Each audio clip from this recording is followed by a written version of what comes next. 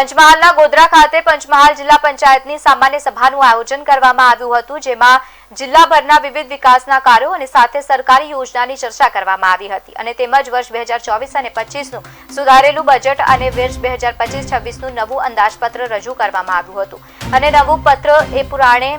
વાળું અંદાજિત પત્ર ઉપસ્થિત તમામ સભ્યો દ્વારા માન્ય રાખવામાં આવ્યું છે અને તેમજ બેઠકમાં બાકી કામો વહેલી તકે પૂર્ણ કરવામાં આવે તે અંગેની તાકીદ પણ કરવામાં આવી। યોજાયેલી આ સભામાં જિલ્લા પંચાયતના તમામ સભ્યો અને અધિકારીઓએ ઉપસ્થિતિ આપી હતી।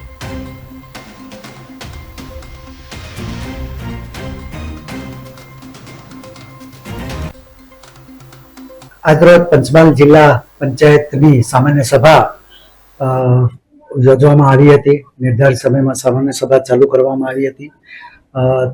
જિલ્લા પંચાયતના તમામ સભ્યશ્રીઓ હાજર હતા। લગભગ 21 જેટલા જિલ્લા પંચાયતના અલગ અલગ વિભાગોના પ્રશ્નોત્તરી અમારી પાસે આવી હતી, જેના જવાબ અમારા અધિકારી મિત્રોએ સંતોષકારક રીતે તમામ પદાધિકારીઓ શ્રીઓને આપેલ છે અને સામાન્ય સભામાં સને 2024-25નું સુધારેલું બજેટ અને 25-26નું નવું અંદાજપત્ર પણ રજૂ કરવામાં આવ્યું હતું, જે પુરાંતવાળું અંદાજપત્ર હતું અને જે તમામ સભ્યોએ એ અંદાજપત્રને માન્ય રાખ્યું છે અને જે અમે મંજૂર પંચમહાલની સામાન્ય સભામાં ખાસ સરકારશ્રીની કેન્દ્ર સરકારશ્રીની મનરેગા યોજનાની ઘણી બધી વિગતવાર યોજનાની માહિતી અમને અધિકારીશ્રી દ્વારા આપવામાં આવી અને માનનીય પ્રધાનમંત્રી દ્વારા જે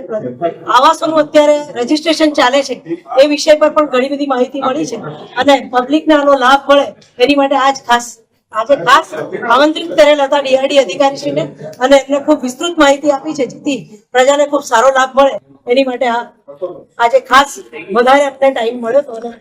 સામાન્ય સભા આજરોજ પંચમહાલ જિલ્લા પંચાયતની સામાન્ય સભા યોજવા